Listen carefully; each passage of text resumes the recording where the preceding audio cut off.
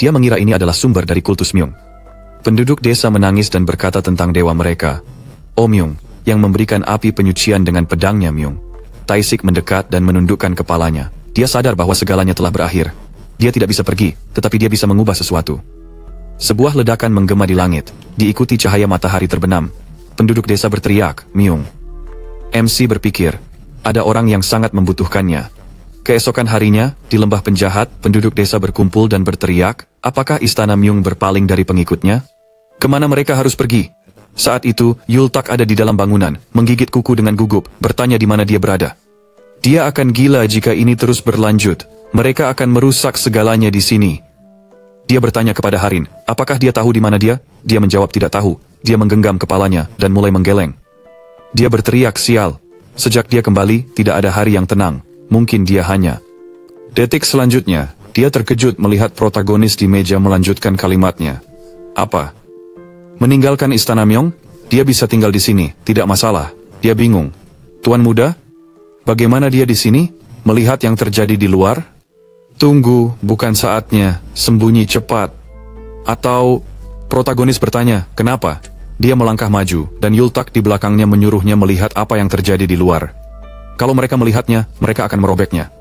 MC bilang jangan panik, lalu dia membuka jendela, melihat penduduk desa berteriak, itu tuan muda. Dia akhirnya tiba, harus keluar, dia yang mengkhianati pengikutnya, sang tiran. Setelah itu, protagonis kembali ke meja dan duduk. Yultak melihat keluar, bertanya-tanya mengapa mereka diam. Detik berikutnya, pintu terbuka, mereka ketakutan. Taishik masuk, menyeret tas darah. Dia melemparnya ke lantai. Harin terkejut melihatnya, menekan tangan ke dadanya, mendekatinya.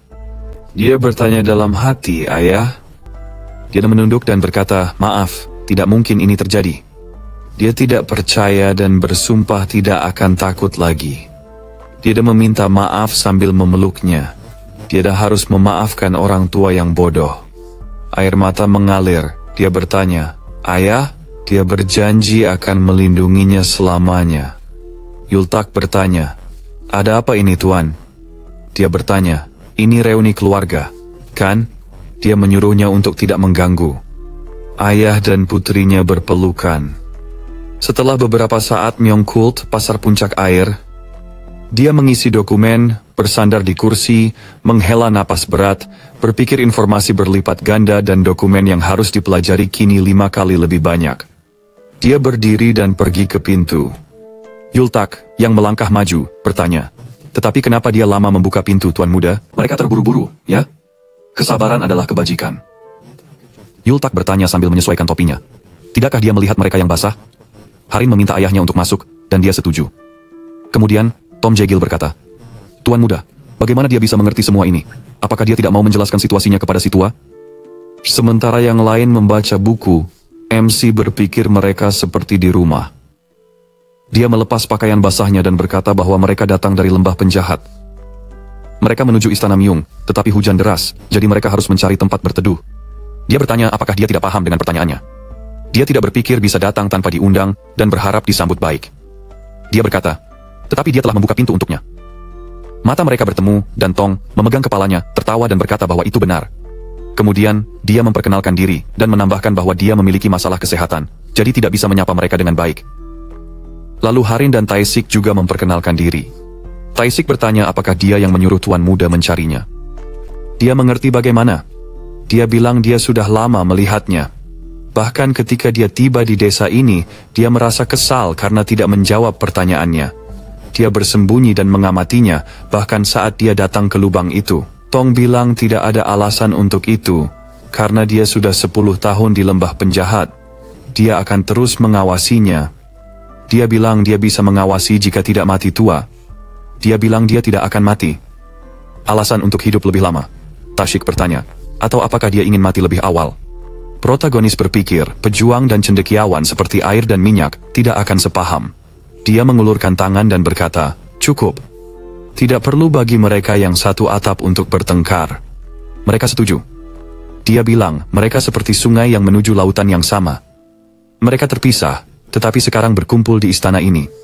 Dia berharap anggota baru kultus akan memiliki ide-ide bersama agar istana Myung bisa terlahir kembali. Dia meletakkan tangan di dada dan bersumpah tidak akan menyimpang dari jalan serta akan mencapai tujuan ini. Begitulah janji seorang anak angkat. Dia ingin percaya pada orang-orang ini yang akan menjadi bagian dari istana pria dan bersamanya sampai akhir. Harin dan Taishik setuju. Yultak terkejut. Dia merasakan merinding di punggungnya. Tuan muda, bukankah ini bukan waktu dan tempat untuk berbicara? Tong tertawa dan protagonis berpikir, janji itu untuk dilanggar kan? Kemudian, mereka duduk di meja dan Tong berkata bahwa orang-orang dari lembah penjahat akhirnya tenang. Ada keheningan, lalu dia berkata, hebat, semuanya baik. Mereka harus fokus pada 7 istana. Tuan muda, mungkin dia ingin mengumpulkan yang tidak terikat pada istana, tetapi tidak ada waktu. Dalam 4 bulan, festival besar langit akan dimulai, dan mereka perlu melakukan salah satu dari 2 hal. Entah meningkatkan pengaruh mereka, atau melemahkan pengaruh orang lain. 7 istana dari kultus Myung. Masing-masing dari mereka memiliki kekuatan yang serius, dan setara dengan 10 sekte ortodoks besar. Pemimpin mereka berada di posisi tinggi dalam kultus Myung, menganggap diri mereka sebagai anggota tertua dan telah mencapai tahap tertinggi dalam pengangkatan. Kultus iblis ini sangat kuat. Yultak bertanya mengapa mereka membahas ini. Dia melihat bahwa dia tampak bosan. Dia bertanya, apakah ini membosankan? Dia menjawab, tidak ada. Segera akan lebih menarik. Dia harus terus. Tong menundukkan pandangannya. Dari luar, tampaknya istana-istana itu bersatu, tetapi sebenarnya mereka bersaing. Jika masjid ini, kultus Myung sudah lama memiliki pemimpin baru. Taishik melipat tangan dan berkata, jika mereka mengubah keseimbangan kekuasaan, istana akan marah. Dia tahu itu benar. 7 istana kultus Myung merencanakan keributan karena pemimpin tidak ada. Di festival besar surga, kepala istana akan bertarung untuk menentukan pemimpin baru. Tuan muda, itu akan mengubah situasi. Ada yang ingin membunuh Tuan muda, dan ada yang ingin memanfaatkannya. Taishik berkata bahwa selama dia hidup, tidak ada yang berani menyakiti tuannya. Tan ingin percaya, tetapi dia tidak bisa melakukannya sendiri. Tuan muda harus bergabung dengan oposisi istana dan bisa mencoba menjadi pemimpin baru. Yultak menunjuknya dan bertanya dengan terkejut. Apa? Kenapa? Untuk mati dengan gagah berani? Dia menyuruhnya pergi dan mati di sana. Dia menggelengkan kepala dan menjawab bahwa jalan menuju kesuksesan selalu sulit. Yultak menambahkan bahwa itu benar, tetapi itu sia-sia. Protagonis berpikir dia bisa setidaknya mencoba mendukung. Dia menatapnya canggung dan bilang biarkan dia bertanya. Dia terkejut. Pertanyaan apa? Dia bertanya jika mereka bisa kembali ke koridor iblis tinggi. Sebelum dia bisa mengatakannya, MC menekan titik di lehernya, dan dia berteriak kesakitan. Tan melanjutkan. Saat ini, ada 3 kandidat untuk posisi pemimpin berikutnya. Yayul Chan, pemimpin istana menari. Gu Yanren, pemimpin istana pembunuhan. Dan Hong Raksan. Taishik berpikir, dan menambahkan bahwa mereka adalah master terkuat yang tidak akan menyerah. Istana kekayaan dunia tampaknya membantu istana menari dan istana pembunuhan. Namun, mereka hanya berpura-pura, dan pengaruh mereka tumbuh. Dan hanya tinggal menunggu waktu sebelum konflik muncul, karena alasan kecil, dan konfrontasi dimulai. Ketika itu terjadi, dia akan bisa memanfaatkan kebingungan dan mengambil alih sebagai pemimpin sekte. Taishik merasa marah. Pustakawan itu berpura-pura tahu tentang sekte Mian. Dia bertanya, seberapa teliti dia harus belajar tentang sekte Mian? Taishik berkata, mereka tidak perlu merancang intrik. Sang master bisa mengambil alih istana Mian. Dia menjawab bahwa ini berhasil setahun lalu, tetapi sekarang sudah berbeda. Begitu pemuda itu mengambil alih istana Myong, 4 istana akan menyerang dan menghancurkan mereka. Taishik berteriak, tidak mungkin, saat istana Myong berteriak. Sebelum dia selesai berbicara, pustakawan mengangkat 2 jari dan berkata, 20%. Dia terkejut. Apa? Dia menjelaskan bahwa ini adalah peluang mereka untuk menang, asalkan mereka didukung oleh istana Myong. Taishik berpikir dan Yultak berteriak, orang tua, saya rasa dia salah. Bukan 20 tapi 2%. Istana Myong telah melemah dalam beberapa tahun terakhir dan pemimpin sekte saat ini hilang. Bagaimana dia berencana melawan mereka? Taishik menggaruk jenggotnya dan berkata, 20%. Sulit dipercaya. Dia bertanya apakah mereka sudah sekuat itu. Yultak berteriak bahwa mereka sudah. Tong juga mengonfirmasi dan menambahkan bahwa jika istana Myong berdiri sendiri melawan mereka, mereka hampir tidak memiliki peluang. Yultak angkat jari telunjuk dan teriak, siapa yang mau bantu mereka demi yang kecil? Sebelum selesai bicara, protagonis menekan lehernya dan berteriak. Tong berkata, "Istana Myong lemah." Taisik, "Myong jadi begini?" Tong menambahkan, "Sekali lagi, meski kekuatan para master bertambah, tak ada yang bisa mengelola mereka dan sekte dengan baik." Hasilnya terlihat. Protagonis berpikir, sekte iblis di dataran tengah tampaknya mirip. Badai akan segera tiba. Setelah itu, dia kembali menekan leher Yultak yang berteriak. Dia serius, ingin bilang apa? Haruskah mereka begini? Mereka tidak bisa menunggu pemimpin kembali? Mengapa mereka mencoba? Satu kesalahan, semuanya selesai. Harin mengangkat tangan dan berkata bahwa dia tidak mengerti situasi. Tetapi di lembah penjahat, dia hidup dalam bayang-bayang lama karena tidak bisa mengubah apapun. Tapi waktu berlalu, semuanya buruk. Dia tersenyum, dan dia bilang jika mereka harus melakukannya, lebih baik hadapi masalahnya. Dia minta maaf atas ucapan yang tidak relevan. Dia menundukkan pandangannya dan berkata bahwa itu benar. Dia berpikir jika mereka tidak melakukan apapun untuk mengubah keadaan hari ini, maka besok akan sama. Dia ingin mencapai satu hal, yaitu mengubah tempat ini menjadi Myong. Yultak bertanya dengan bingung. Sepertinya itu namanya, bukan? Dia berdiri dan mengambil tongkat dari pustakawan berkata, "Ini lebih mirip kultus iblis. Mereka akan mulai dengan orang ini." Dia menunjuk ke leaflet di dinding. Itu menggambarkan orang ke-12 terkuat di kultus Myong, kepala istana kekayaan dunia, Jong Sam-in.